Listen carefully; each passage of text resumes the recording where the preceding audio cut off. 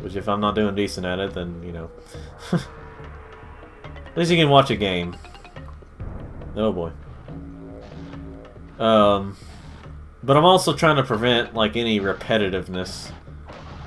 As in, from the game itself. I may repeat a lot of stuff when talking, but...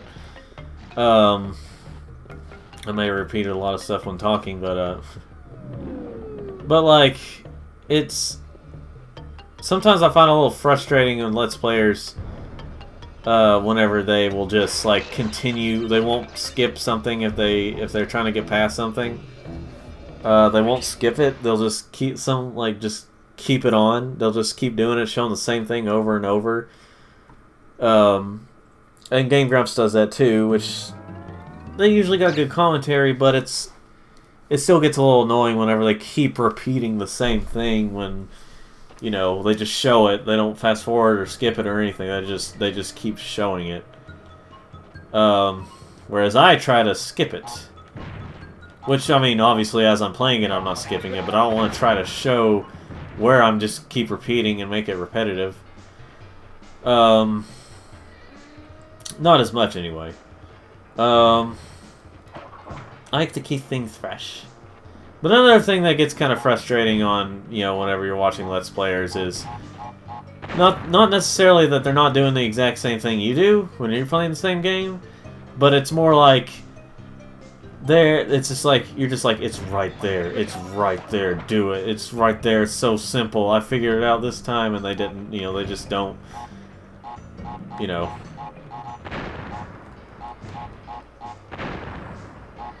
If you know what I mean, it's basically just, sometimes it can be a little frustrating.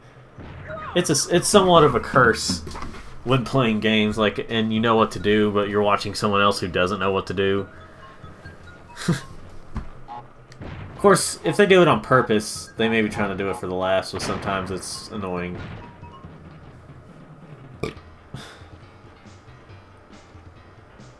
I think it's really funny and ironic that whenever they were playing Sonic Forces, Aaron actually wasn't getting as mad because probably because of how simple it is, and they were talking about how good it was.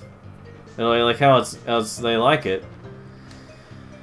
But not a lot of people really did. The game got mixed reviews, and I don't know anyone who takes reviews seriously, who actually completely likes that game. Like, I think almost everyone is at least like, it's not all that great. I mean, there's some people that may actually like it a lot, but think it's great or better, but I think primarily even a lot of Sonic fans were just like, it could have been better. It was disappointing. Whereas the ones that complain a lot about Modern Sonic almost just because it's Modern Sonic were like, oh, it's horrible. It's this game all over again, and really overdoing it with the problems, and even saying it's glitchy. It's really glitchy, even though it's not. I know I kind of go on rants about what people say about Sonic, Modern Sonic and stuff, but I'm just one person, and there's very few people that actually do that, at least compared to the people who constantly complain about Modern Sonic, like, are just like really overdoing it with the problems. They're just like, everything about it is bad, or just about everything about it is bad, and shouldn't buy it, you know, that kind of thing. Now that I'm thinking about it, it kind of came up in my mind just now. I was just thinking, like, you know, some people say, why do you review these games from like 5+ years ago, or like 10, 20 years ago, when it doesn't, you know, like, technically it doesn't really help them now or something. Like, why review it when it's already been, when, you know, it's just an old game. So, well, in a way I understand. It's better to, in some ways it's better to review a game like shortly after it comes out or something, shortly after it's released, just so someone can get an idea of if they want to buy it or not, you know, if they listen to the reviewer. But if they take their suggestions seriously and say like, oh, I guess it's just not good. But at the same time, some things need a little bit of age to really say that, you know, like, how does it hold in the test of time? Does it stand the test of time, or has it not aged as well? And how well has it aged, blah, blah, blah. Which, you know, there's a lot of people that say that Sonic Adventure hasn't aged as well. And saying, like, it was, when it first came out, like, when it first came out, it got critical acclaim, basically. Like, IGN even gave it, like, a 9.8 out of 10. And everything, but when you look at the most recent review of it, like for like the PC or like the PS3 and 360 re-release, it got a 3.5 out of 10, and that just shows you how different times have changed and, you know, how things age. But at the same time, of course, I don't think it's aged that poorly, nearly that poorly. I still think it's good. It's still better than Mario 64 and stuff, but you know, it's, you know, it's some things you gotta, it takes some time to really grasp if it stands the test of time. Oop, miscounted there. 1, 2, 3, 4, 5, 6, 7, 8, 9, 10.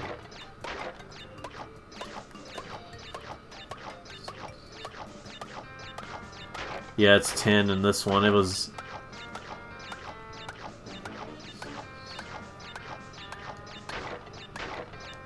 it didn't change until Warped.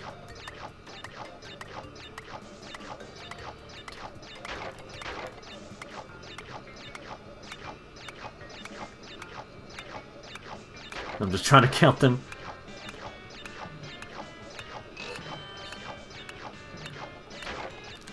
And when to jump right, or, you know, well, yeah, it is going right, but you know, when to jump at the right time is what I mean.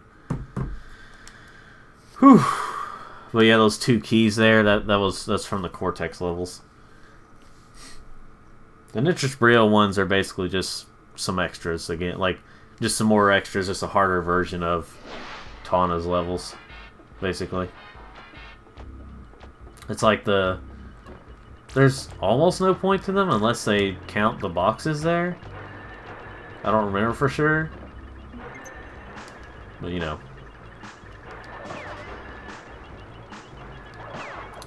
Now I forgot if I'm still gonna try to get all the boxes. I can't remember though for sure if I died after getting a checkpoint. But yeah, if you notice, there are a lot of side-scrolling moments in this game. They just did a better job at it than... Well, anyway, I already brought that up. Let's see. And going down, going down. That was kind of a weird way to do it. Oh!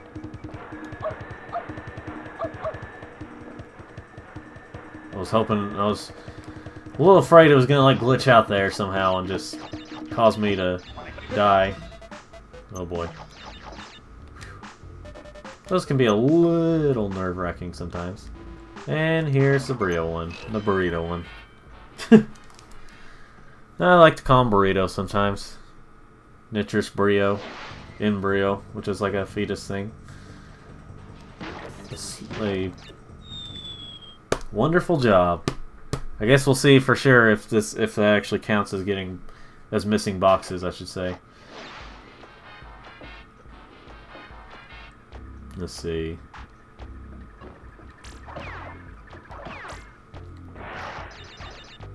See, Stormy Ascent. Stormy Ascent is what was cut out of this game. Let's see. And it was Slippery Climb was the one that was kept in that was similar to Stormy Ascent. But of course it became DLC for the Insane Trilogy.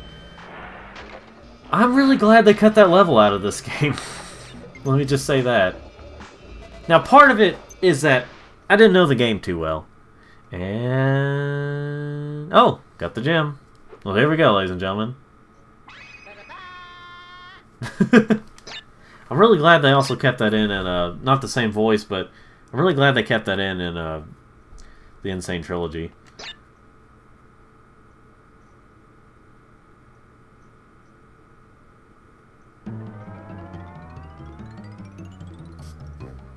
Anyway, now we're moving on to Cortex Power. I was also checking my phone there, so I was a little silent. Or should I say Co-Tex Power with the R off there?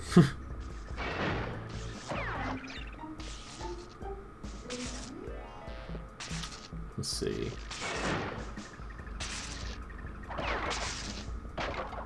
What have I got?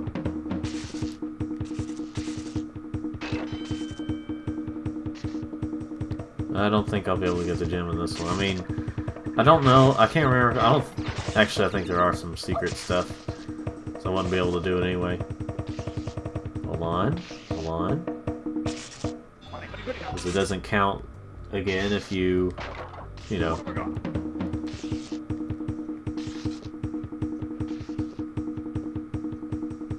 Let's see if you,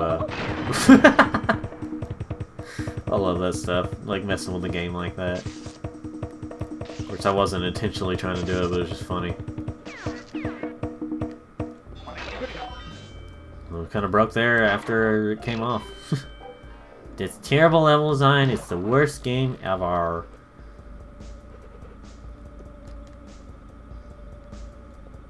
Boy, this coloration here.